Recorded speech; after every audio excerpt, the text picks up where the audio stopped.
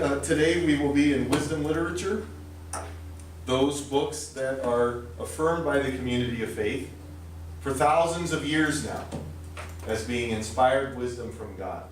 Themes and messages and lives of people that are important to our faith that have something to say to us today. Certainly they said something to the people who first read them, and sometimes for us to catch everything that they have to say, we need to understand the times that they're in. And this is a survey course, so we won't be able to go in depth on all of those things, especially with something like Job, to understand the world and the way things were at that time and what is described there, and how certain things that are said in Job would be profound to them and we might miss it because we're not living in that time. But when we study and understand the times and the cultures, that helps us to gain even more. But right on the surface, in what is called a natural reading of the text, it's usually referred to that way. What you just read and think deeply on, you will receive profound wisdom from these books. And I'm thankful for them. They have been a source of wisdom in my life since I was young, and especially when I was your age, I began to really look to these as guidance, because I did not have my parents telling me what to do as much as they used to. I think parents always tell you what to do at some point along the way because they're our parents, and I recognize that I'll do that someday with my kids, maybe even when I shouldn't. But you're coming to an age where you are making choices for yourself, you're setting your life direction, you are thinking for yourself more than you used to. And these treasures here have a wealth of knowledge and instruction for you and for me to teach you how to live your life with discretion, make good choices. And sometimes it comes down to not doing stupid things that you are on the brink of doing. It happens to all of us at different times. Somehow, somewhere, you will be faced with what seems like a desirable thing to do, and God's wisdom will come to you and you will recognize it as stupid. And hopefully, because of your immersing yourself in the Word, that wisdom will come to you beforehand. Isn't that what you would like? That's what I like. Is when the Word comes before the fact. And yet we also have wisdom here that is what it is because it came after the fact. And that's a hard reality. But God's gracious and merciful in all things. There are consequences, but He's given us things, as we mentioned yesterday from the book of Jude. He is able to keep us from falling. Help us to walk in His ways and not do stupid things. But even when we do fall at times, God's merciful and gracious, and He can teach us even from those things. But I sure like to learn from hindsight. My own hindsight. You know what I mean by hindsight? Looking back and saying, oh, now I see what God was up to. Or, oh, boy, I really shouldn't have done that, or said that, or,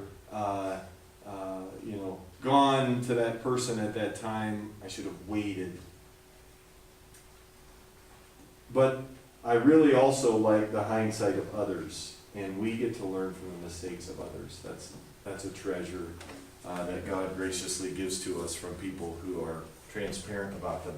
So, with all of that, I want to go to the book of Job, someone who was not someone that we learn from because of hindsight. Of course, it's in hindsight because of how ancient this is. But in the sense, it wasn't related necessarily to his mistakes in the book of Job. It was because of his suffering and how he viewed God, how others viewed God in the book of Job. And what he learned from it and what we learned from it. So we're going to take a good chunk of time in the book of Job today. Did you notice when you were reading that it's a long book? Did any of you, as you were reading, specifically reading through Job, did any of you have that thought in some way that, oh, I just didn't know that this was so long, or this seems really long? Anybody have that thought? The teachings and the speeches that are given there, and we have some long-winded people in the book of Job. Long-winded. And when you have to put yourself in what Dr. Fount Schultz, who's been a professor here at Elim in a number of ways over the years, said, put yourself into the theater of your mind. And that really stuck with me. Let the scriptures come into the theater of your mind. Try to put yourself in the setting. And in this book, we have a person who is receiving profound, deep teaching and theology and instruction from his friends that all may be true and good, most of it. But it's the setting that makes it, that makes up the book for what it is. It's the setting that they're giving all of their profound teaching and wisdom in that makes the book such a standout word of wisdom to the people of God. Because there's plenty of teaching. The things taught in Job are taught elsewhere, and some of the profound and deep wisdom and insights that are there are certainly elsewhere, but it is the manner in which they were given that makes something unique and special about Job that is so important to our understanding and growing in real wisdom as God's people. Okay, so let's talk about the book of Job. Job is a narrative relating the suffering of a man named Job and an extended debate between Job and his friends. Notice the quotes there for his friends. His friends. Regarding the source of Job's suffering. God joins the discussion towards the end of the book, confirming Job's stance for the most part. There's some redirection and correction of his thinking on some things there from God. And aligning Job's mind more correctly on God's own nature and character. The book of Job contains profound and insightful wisdom, masterfully written in story form and addressed specifically to believers in God. Job has a message. It is written with skill and with poetic beauty. The writer of Job was a very skilled writer, a master. Again, another one of these Hebrew masters, master of the Hebrew art form of writing in that time. And sends a message to believers in God. And that's what we want to catch today. What is the message of Job? What's the primary message? Job was written by an unknown Israelite author, as evidenced by the we know it was Israelite. We don't know exactly who wrote it, but we know it was an Israelite. Because of the continual use of the Lord's name, Yahweh clearly was an Israelite, and he was addressing it to followers of Yahweh, though there were other wisdom writings and other religiously oriented wisdom writings in that time from other faiths and religions. This one uses the name Yahweh. It's always been recognized as a part of Jewish and Judeo-Christian tradition. So you'll hear, and some of you, if you read extensively on Job, you'll hear all kinds of You'll find discussions and scholarship on comparisons of Job's wisdom to other ancient Near Eastern wisdom writings from that day outside of the people of faith. There was a lot of that. And this one is specifically in the name of the Lord and Yahweh, and that's why we have it. Job teaches theology on the nature of God and the role of suffering in the life of godly people. Hear those two things. These are important elements in Job.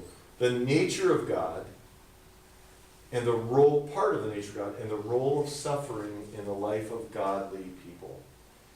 The wisdom taught in Job counters, or you could say balances, conventional wisdom misapplied as a forced interpretation of the suffering of believers stemming from sinfulness. Does anybody need to think that through? There. I do.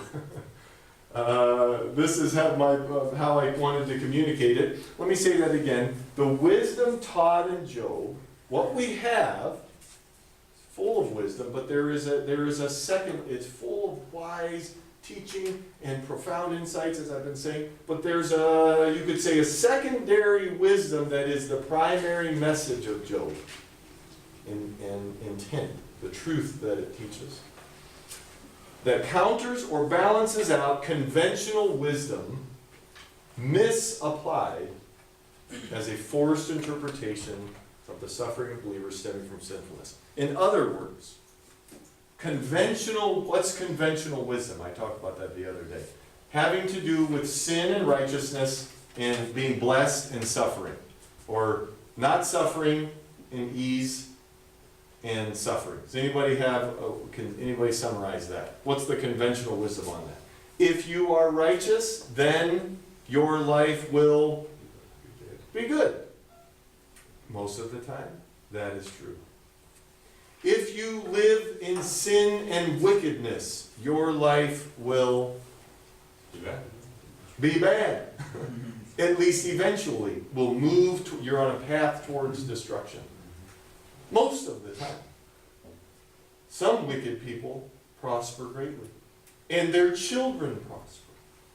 And they seem happy. And they have all that they want. And their earthly lives, at least for a time, go well. And so that's why we say conventional, because most of the time it is true, but not always. There are exceptions. And this is what we wrestle with in our fallen state. Job takes on conventional wisdom having to do with righteousness and godliness and the result of that. What happens if you have someone like Job who's righteous and godly, suffers horribly? How do we interpret events like that? It is not uncommon still in our day, in every generation, when bad, horrible things happen to people or to nations, that you will have people who will immediately say it is because of the sin of that nation or it's because of the sin of those people. Right? They'll go on national TV or whatever. And are they right? Sometimes, I think so. Are they always right? I don't think so. I remember one person came on TV and said that catastrophic hurricanes are going to strike a certain area of the country because of the openness to homosexuality in that area of the country. Something like a week or two later, a hurricane struck the land where that person lived instead of the other. And I was near to that, and I had to delay my travel because of that hurricane on the coast. So, Job takes this issue on because conventional wisdom in God's righteousness and His wrath and His judgment does mean that there will be trouble for sin somehow. And because of His goodness and mercy and love, He does bless and prosper people who live godly lives. But the question is, can they still suffer? This is what Job takes on very profoundly. Okay. All right. Here's another attempt at my summarizing this big concept. In short, suffering comes to godly people even while they are righteous. And I'm just racing to the conclusion of the themes of Job. And there will always be those whose wisdom and learnedness strike against suffering godly people by telling them that sufferings result only from sin. And the truth message, the truth that comes forth from an understanding of Job, what emerges once you get beyond the specific teachings and the specific things and hymns and poems that fill Job, what emerges is that God allows horrible suffering even for His own. But in the end, he is sovereign and works things out according to his own interests and concern for his people. This is the big message of Job. This is what emerges when you, and helps us to have this in mind as we read Job. It helps us to listen differently to Job's friends, who are incredible speakers, incredible poets, and speaking forth beautiful, profound hymns.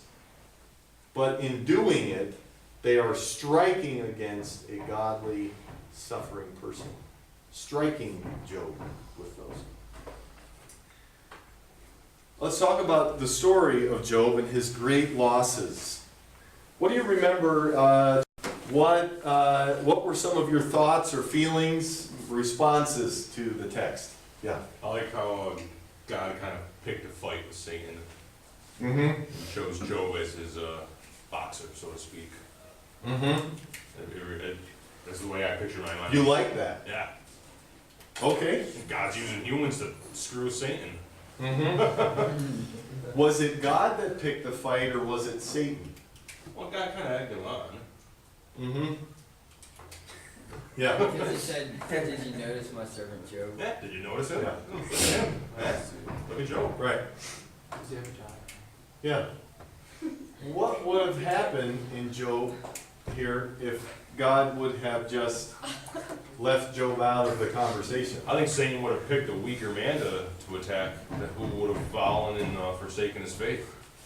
If God didn't say, hey, pick Job. God knew Job. God knew Job would stand up for his faith. God knew Job would hold strong. Mm-hmm. Satan would have picked some little, really milk toast that would have fell to his faith. That's a great thought, Jacob. Yeah. Like what if, because Job was fine until God brought him into the contest. Really, God made a contest out of it. God, as God always is able to handle himself and things as he sees fit. And Satan was going about his things, looking for whomever he could destroy and damage. And God decided to bring Job into and make a contest with Satan. Yeah, Melody. Clarify question. Yes, sir. You didn't notice. I just want to say how dumb Satan is. Because every time I read this book, it's like, alright, Satan used to live with God, and he knows God's omnipresent and knows everything and all this, and then he's like, I'm going to make a bet with him, even though he knows the outcome anyways. This makes no sense to me. It's, why would he do Uh-huh. It's screwy, but it's Good thought. Yeah. Does he? Then the question is, does he really know how things are going to go? And maybe he thinks if he's had his way with others, and he has been able to successfully destroy and ruin the lives of others, that would give him encouragement, so to speak, to I'm just think, saying, oh. God still knew the outcome, and if God was that confident in Job, don't you think Satan should be like, well, if he's that confident in Job, I believe in predestination, so It works if you believe in predestination. it works if Yes. you believe in predestination. Right. So, But depending on what you believe about predestination, it does or doesn't work, Yeah. right? Yeah. Yeah, good. No, it's good to think through and to say, oh, wait a second now. Okay, thank you. Okay, let's talk about Job's situation. The book begins with a happy Job, enjoying his immense prosperity in wealth, health, and family. You have to grasp how immensely wealthy and prosperous he was. He was like one of the richest people in the entire world. This was Job. He had all that a person could desire for a godly person. All that a person could desire has come to Job. And that's in the first 5 verses there. Job's wealth, hear this, here's what sets up the issue. Job's wealth did not cause him to go the way of Saul or David and Solomon, those that we have just looked at, all of whom fell prey to pride and lusts in the midst of their privilege and ease. Instead, Job was a devout worshiper of God and an example and priest to his family, which was fitting for the Israelites in their faith and their way of walking before God in these ancient times, that the fathers would also be a priest for the family and have priestly duties on behalf of the family. So Job did well with his wealth. He walked before the Lord. He walked in righteousness and did not go astray, where Saul and David and Solomon in their ease went astray and suffered consequences, some of them horrible. Job didn't sin in that way, and yet great troubles come to Job. Job's troubles result from a contest between God and Satan, with God as the initiator of the contest, by mentioning Job as someone who has become all that God desires for his people. God was saying to Satan, look, Job represents everything I am working for in my process of restoring and blessing and buying and redeeming a people for myself. Look at Job. He is the best example. He's like a trophy on the earth of those who have responded correctly to me, and look at how blessed his life is as a result of that. And so we have what you could call a cosmic contest between God and Satan, and God's the one who sets it up. Satan taunts the Lord, charging God with making life too easy for Job, resulting in his godliness. It's because you blessed him so much. That's why he is walking after you. Satan then challenges God to a test of Job's commitment. God accepts the challenge and allows Satan to strike Job's prosperity. That's what he says. You can't kill him, you can't hurt him, but you can strike what he has. Someone's hand. I see someone's hand. No? Okay. Satan freely destroys the entirety of Job's prosperity and family, except for his wife and a few servants, who survived the catastrophes. Job continues to commit himself to God, and Satan once again challenges God to a contest over Job's faith, claiming that Job's health is the reason he trusts and obeys God. Oh, sure, he stayed committed to you even though I have killed all of his children, all of his flocks, and his extreme wealth. I've ripped it all out of his hand, but because he's healthy, that's why he's not turning on you, God. And so God accepts the challenge, again, the contest, and says, okay, and allows Satan to attack Job, causing his body to be covered in boils and sores. And Job, in one of his laments, complains of not being able to, he can't find any position where he can get comfort from his pain and his sores. Any way that he moves, and on his side or on his back, trying to sleep, trying to somehow get relief from his suffering in his body, he cannot even find a comfortable position to put himself in. He's suffering miserably. His heart is grieving and aching over all of his losses. Extreme's lost everything except his wife, who thinks he should just curse God and die because of what God has allowed. And now his own body, he feels as though he is dying. Okay, now we're moving. I want to move you from Job's great losses to his great friends. And again, I want to keep with this theme here of the great things in Job's message here. And these are his great friends, again in quotes, his great friends. News of Job's shocking troubles spreads.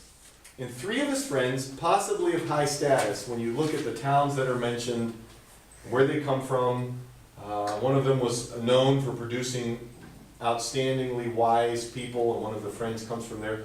That revealed to early readers, who would have known right away, that these were most likely people of high standing. These were not just, like thugs on the street or something. And also they were associated with Job. Wealthiest, one of the wealthiest people in the whole world. So we have some big hitters here. They meet together, and then together they decide to try and help Job. Let's go meet with him, and let's go comfort Job. And so upon their arrival, they expressed their anguish and grief over his suffering by weeping, tearing their clothing, and sprinkling dust on their heads, customary ways of sharing in someone's anguish over their loss and their grief. And so, it's quite a display here. And in what is perhaps their most helpful expression of support, Job's 3 friends share in his grief and suffering by remaining silent and sitting and sleeping in his company for 7 days.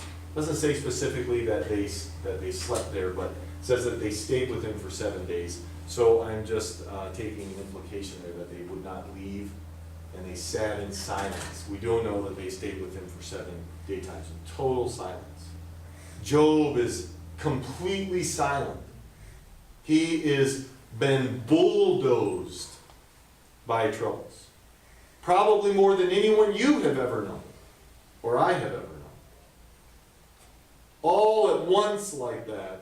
And so his friends do what is helpful with people who are hurting, and they show support by their presence in silence.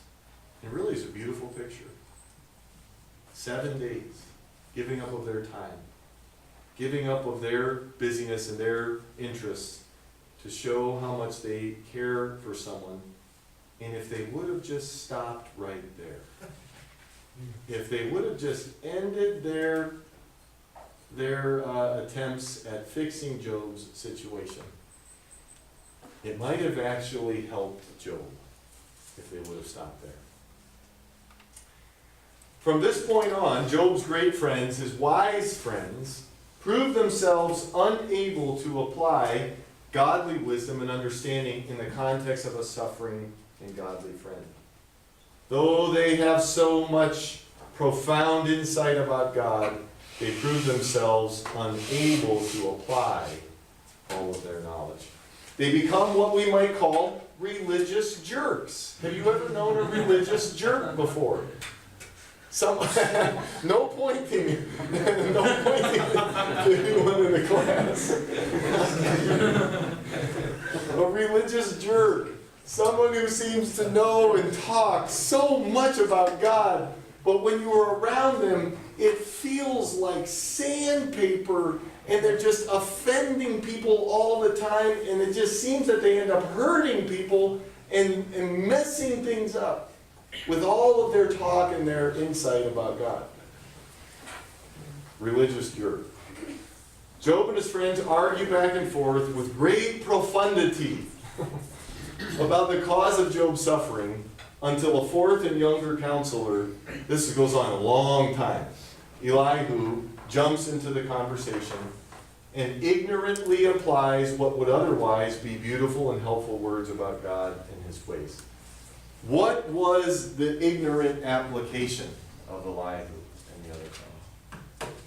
See, what he said was so profound and honoring of God and the greatness and the mightiness and the holiness of God. There are some beautiful poems and hymns that come from Elihu and the other people here, the other 3 friends. But what was the problem? Can anyone say it? Yeah, Alan. I think that he must have done something wrong. How did he sin against God? Because, that was basically the gist of all of it, wasn't it? Mm-hmm. That's it. I forget that is it. Yeah. That's what you're looking for. Yeah, that's it. We want to just catch that and say, oh, okay, all of this good stuff that would otherwise be incredible hymns and poems about God are like Paul's description of clanging cymbals. And it was like throwing rocks at Job. That's what they were doing, metaphorically speaking.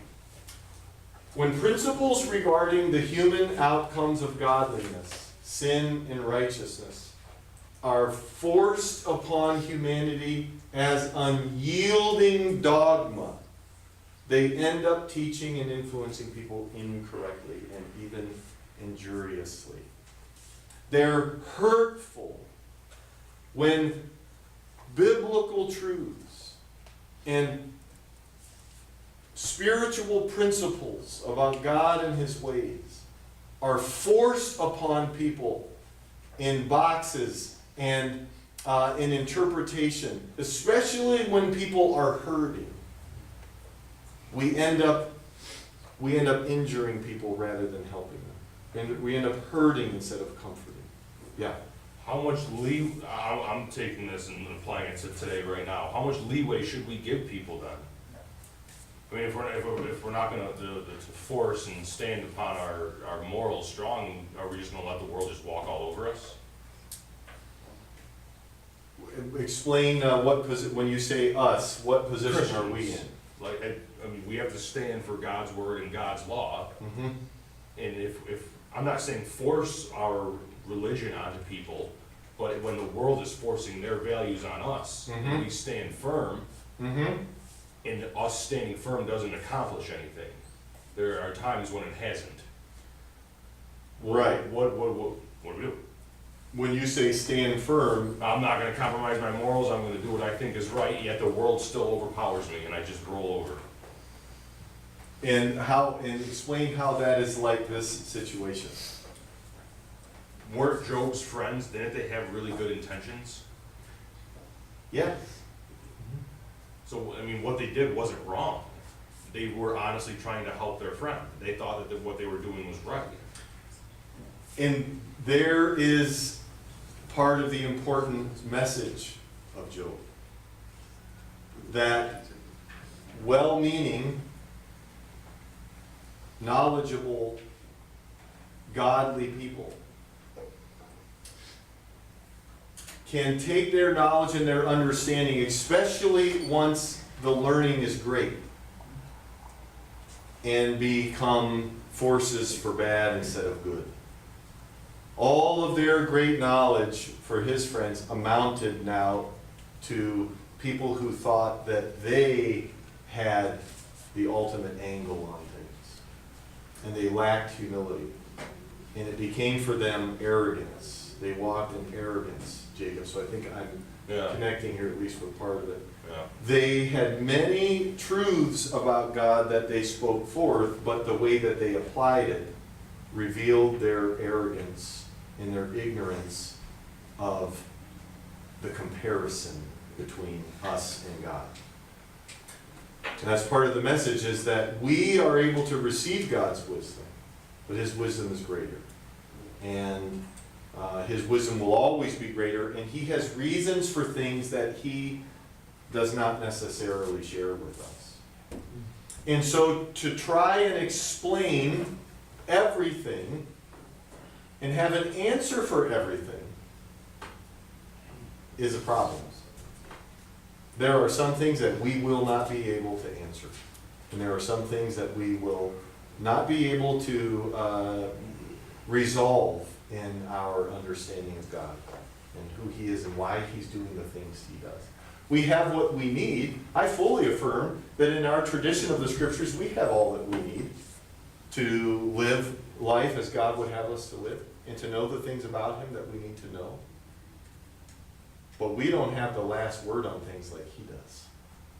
And here you have an example of people whose knowledge has grown so great about God, and they are so full of learning, and they are influential, and they're gifted, and they take all of that, and somehow arrogance has grown in their lives, and they think they're the authority on the ways of God. That's what's going on here, Jacob.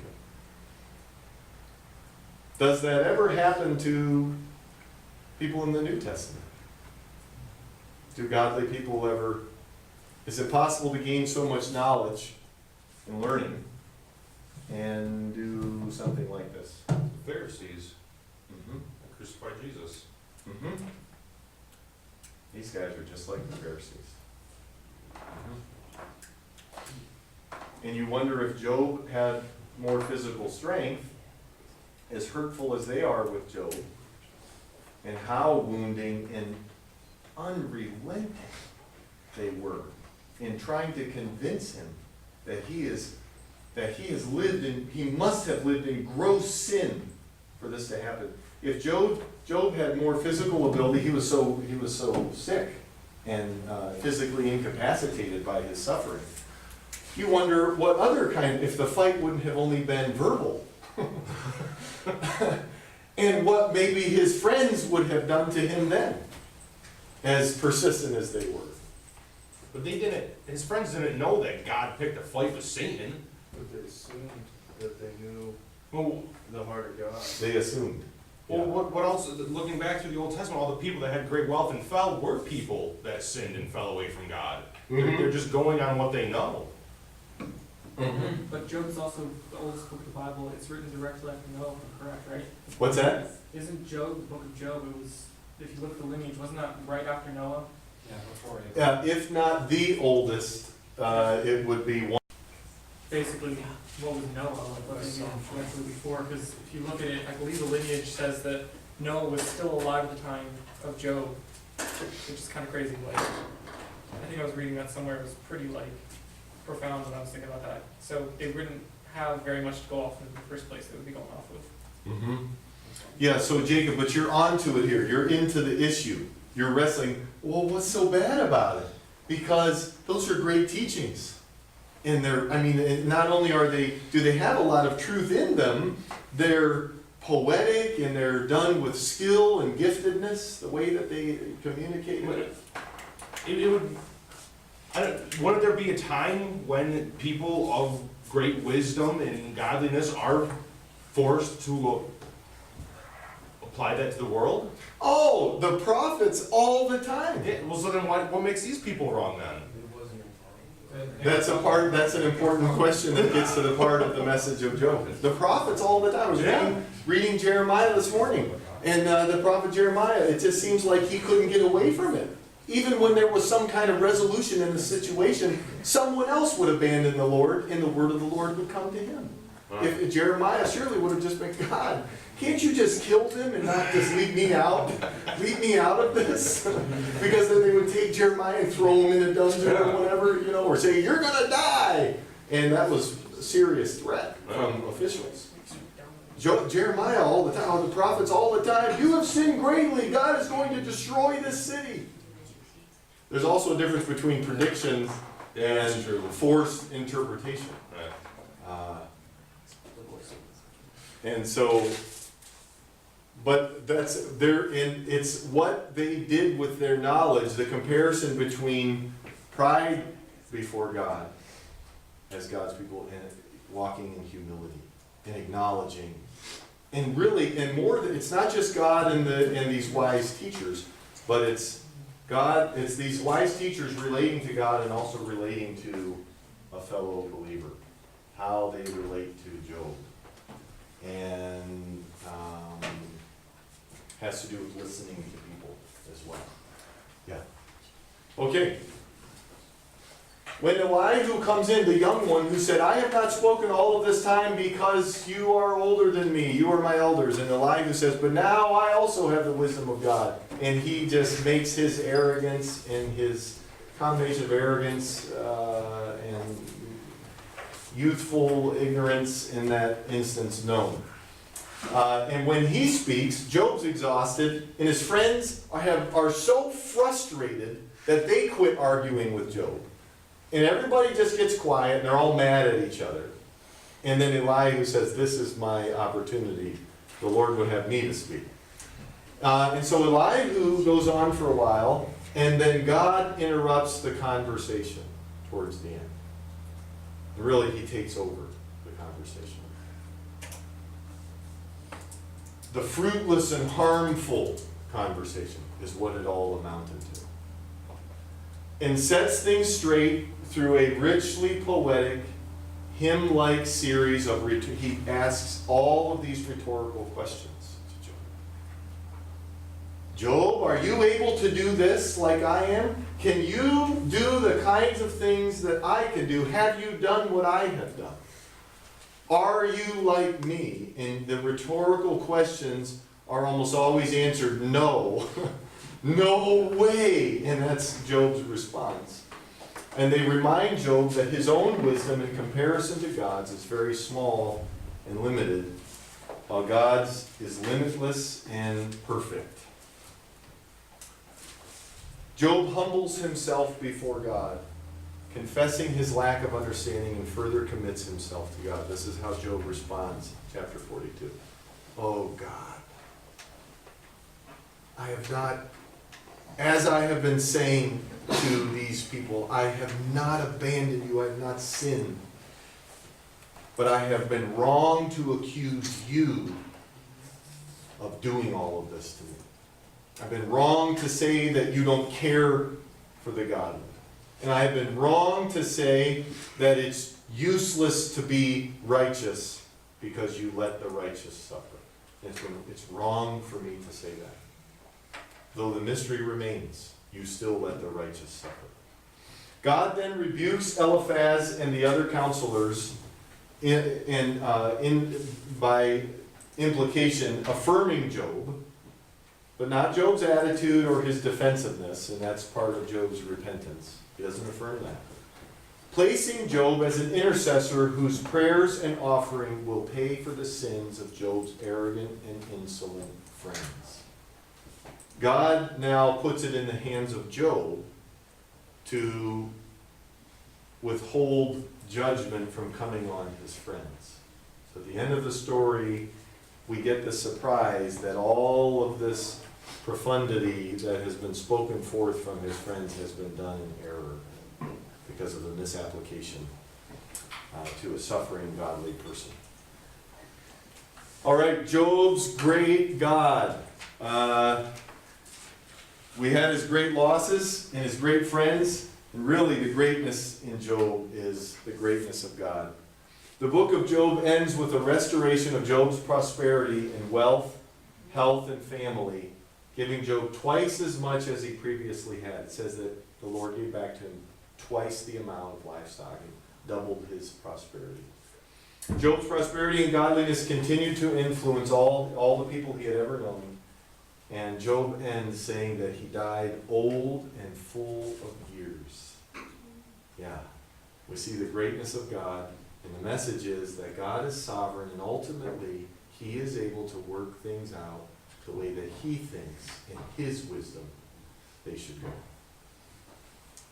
Okay. Anyone else have any comments before we move on to Ecclesiastes? Jacob. Did Job ever find out before he died that it was a contest between God and Satan? The only way to answer that would be in the things to see what the Lord says to Job, but I don't think so. No. And that's part of the message that we don't always get. Yeah. We don't get what's going on like that in unseen things and in God's So realm. we could be going through contests right now. Tests of faith, we're told that we'll be Between tested. God and Satan. Mhm. God could say, hey, look at Brother Nathan. It's like we're- Mhm. Satan could be like, yeah, I'm gonna go get him. Mm-hmm. Yeah, Paul said, along the lines of this same tradition of Satan singling someone out, Paul said, I have a messenger of Satan that was given to humble me, so that I would not become prideful because of the exceedingly great revelations that I have received, and he gave me a thorn in the flesh. Huh. 3 times he said, God, get rid of this, heal me of this thorn in the flesh. And so it was something very painful and bothersome, or giving him a handicap of some kind. And the Lord said, in so many words, no, Yeah. but my strength is sufficient for you. So we have Paul speaking in that way. Huh. So, but if it's not Satan himself, his forces, fallen angels, are working against God's ways and godly people, and trying to hold out of vengeance and evil, hold people away from God, and pull people away from God. So that goes on. Elijah and then Hannah. Okay, Hannah. Oh, okay. I was just wondering if you could talk a little bit about in the first chapter where it says that the angels came to present themselves before the Lord and Satan came with them. And like, why? Uh-huh. Why is Satan in heaven? Like, why is he in heaven? And why is like? how he came before God. Why is he with the good, like the angels? Yeah. Rather than like, see, we think scientifically about that. We think scientifically, and that probably wasn't the case, so that those kinds of specifics wouldn't have been important. It doesn't mean that it's not a worthwhile question, Hannah. But we don't get the exact part. I would just say that really what that is saying is that Satan had direct access to God. And exactly what that meant as far as his presence, where he was in relation to the realm of God, he clearly was there with direct access to God. But beyond that, I don't know if we would get an answer for that. If we could find it really say, the mystery of that. How does he have direct access to God? Why would God allow that when he was cast from God's presence? Yeah, Daniel.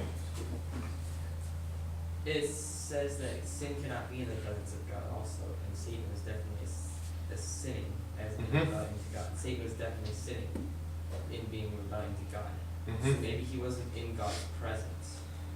Maybe he was just presenting. Maybe there's a way, there's a difference there, some way. I'm not sure how that would work. But it definitely says sin cannot abide in the presence of God. Or cannot be in the presence of God. Right.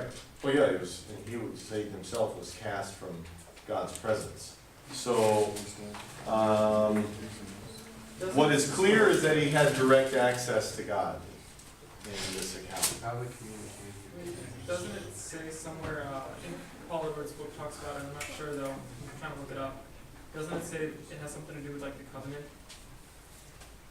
Like, that, like, we were under at the time, that he could go in and, like, get legal access to that or something? You can still go to God right now.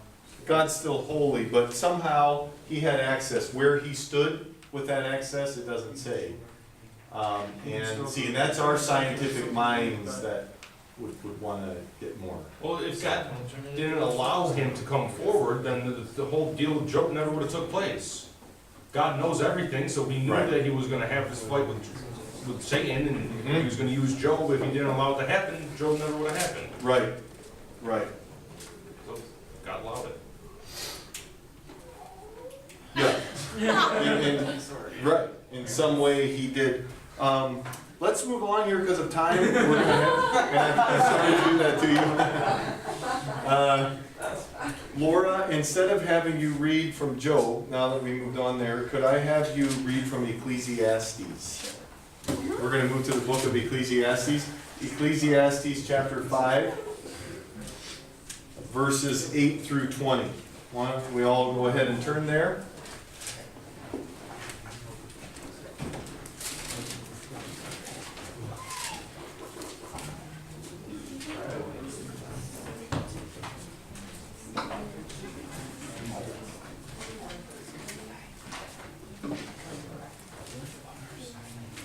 What chapter? Chapter 5, verses 8 through 20. And we're jumping now into the wisdom of Solomon, speaking on the issues of life and values that are so practical and useful for everyday life. We're just taking a little snippet here. 8 through 20. If you see oppression of the poor and denial of justice and righteousness in the province, do not be shocked at the sight, for one official watches over another official, and there are higher officials over them. After all, a king who cultivates the field is an advantage to the land.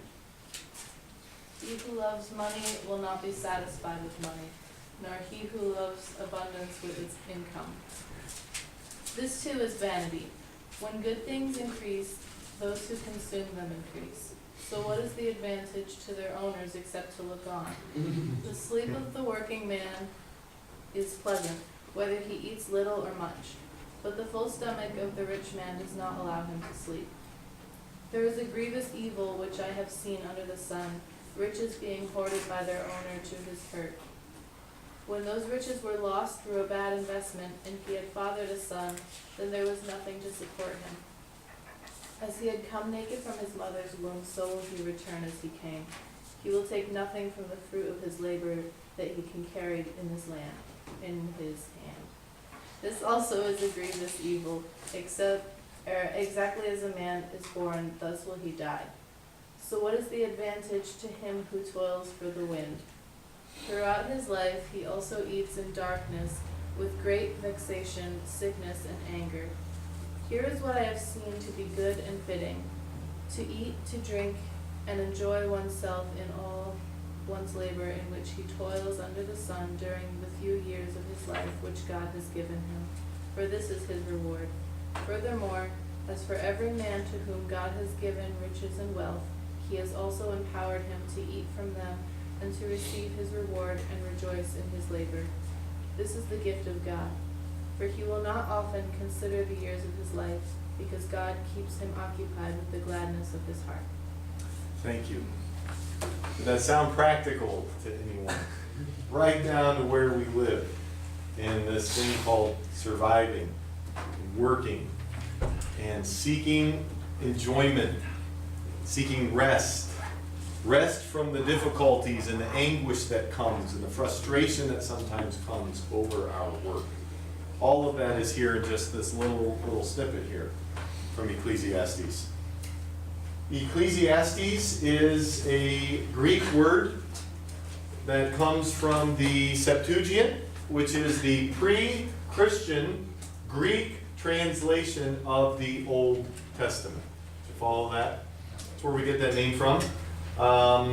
The Hebrew title of this book in the Hebrew translation of the Old Testament is Koheleth, and the Greek one is Ecclesiasto, which means teacher or leader of the assembly. Teacher among the assembly or leader of the assembly. So clearly there is a faith and religious theme to the title of the book that it has. It was most likely written by Solomon, however, it may only be about Solomon. It might just be about Solomon and his life, but really when you look at the content, this is just the scholarship angle on this. Really when you look at the contents, it fits Solomon. We'll look at that. Solomon's life experience and renown for his wisdom fits the theme. All of the experience and prominence that the person writing Ecclesiastes had, that fits Solomon. Solomon also fits the opulent life and privilege the writer had access to. Chapter 2 talks about the freedom to just get whatever he wanted. Sound familiar? And that resulted in later regret and reflection on the meaninglessness of living only out of one's impulses and desires without acknowledgement and mindfulness of God. That's important. That's part of the message of Ecclesiastes. The meaninglessness of living out of impulses and desires. Even just in the realm of the lot that you or I have without mindfulness of God. Ecclesiastes surveys the whole of life from birth to death and the struggles, opportunities, and good and bad choices that face each person. Wisdom taught the writer of Ecclesiastes that no one escapes these things, and all must apply a particularly godly wisdom. Not just wisdom. There are many wise people in the world who have wise and profound things to do, philosophic, profound insights that are philosophical, but one that is particularly godly, has God Almighty in mind, acknowledges Him in His sovereignty. This is what he's after. Because he also lived out of just the philosophical wisdom, which has usefulness, but does not set our lives and values straight. Or else life will be ultimately fruitless and meaningless. That word over and over, meaningless. And it's like depressing when you're reading those sections. Everything is meaningless in light of living life out of impulses and desires. Ecclesiastes seems to have three voices that debate This is a summary here, this bit, from Professor Paul Edwards. He found a summary in Ecclesiastes in his studies, and there seems to be 3 voices or emphases that people will live by: religion, philosophy, and hedonism. What's hedonism? Pursuit of pleasure. Pursuit of pleasure, yeah, it says it. It's just living how you want. You live how you want, and your motto is as long as it doesn't hurt anybody, which really is almost never true. Does that seem to be something that was only ancient, in ancient times, or do you think anyone has chosen to live that way since the time of Ecclesiastes? How about most of the world? Yeah. And where this gets on an important understanding as we grow in the Lord, that, and it's a salvation from hell. And part of God's saving work is saving us from ourselves. He saves us from ourselves. As you grow in God, you get to know yourself and how yourself is outside of the presence and the leading and the constraints of godliness, and you find out, boy, God, you're saving me from myself. And so we have these voices of choices on how to live, philosophically, and religiously, in a good sense, religiously, or hedonistically. 3 voices in Ecclesiastes.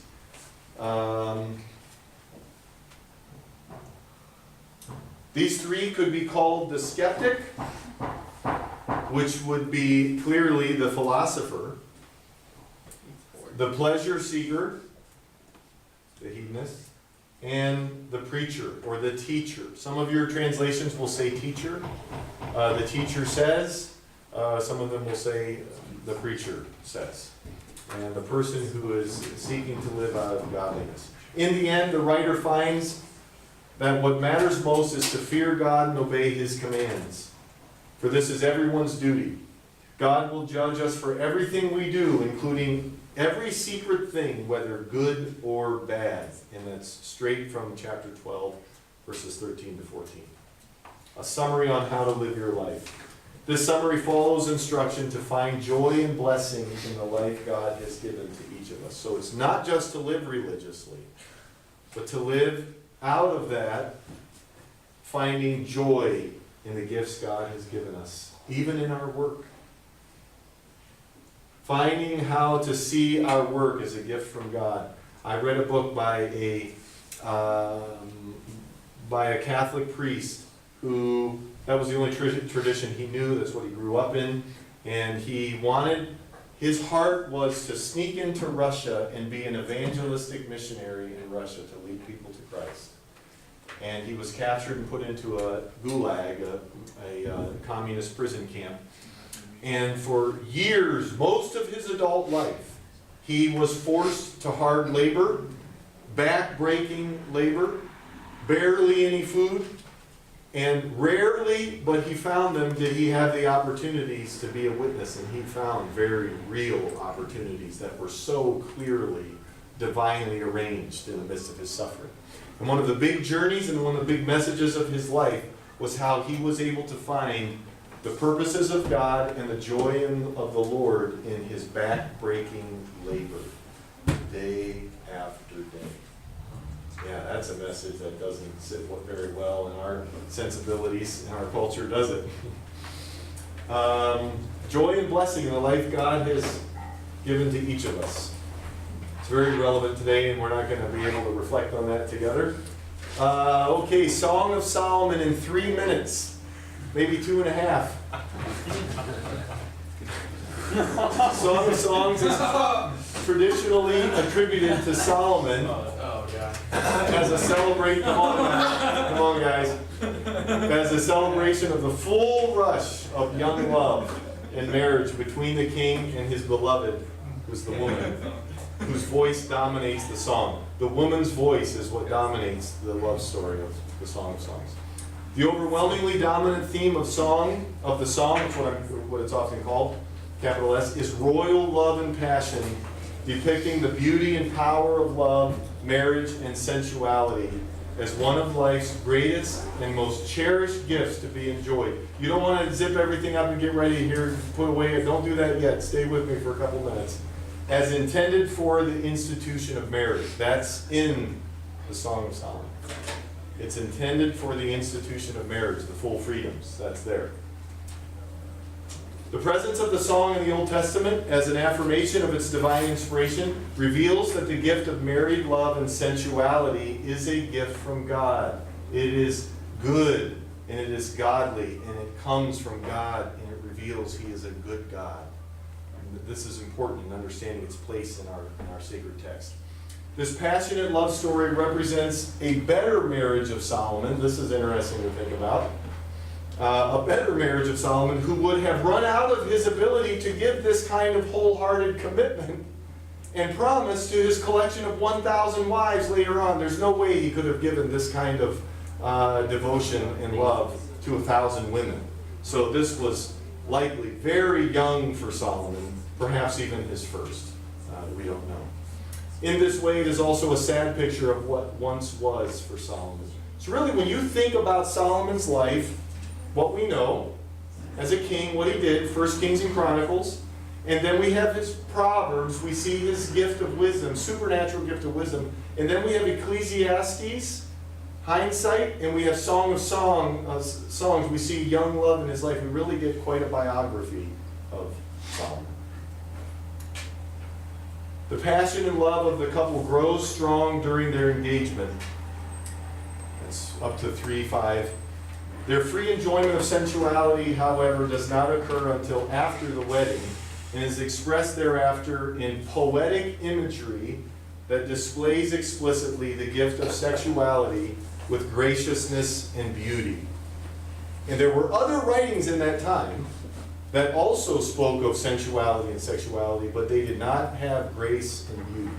They were raw. They usually were very raw in their lust and detachment that were marks of distorted understandings of sexuality then and now. There was something so unique about the Song of Songs that was different and still today stands out. Poetically beautiful. Viewing the Song of Solomon, and we're almost done, as an allegory of God's love for Israel or of Christ's love for the church is well suited and useful. It's a beautiful picture. But as tradition should not be used as a replacement for the primary theme of the unspeakably good gift of God, that is married love and intimacy. That's the first message of the Song of Solomon. It later became looked at traditionally as a picture of God's love for his people. As an allegory of God's love, the gushing desire and commitment speak powerfully to God's fullest interest in humanity, and especially in his bride, the church in Christ. So we get a beautiful picture of God's love for us, and we also get a picture of the blessing of God. Thanks for your patience today. Blessings on you. Have a great day.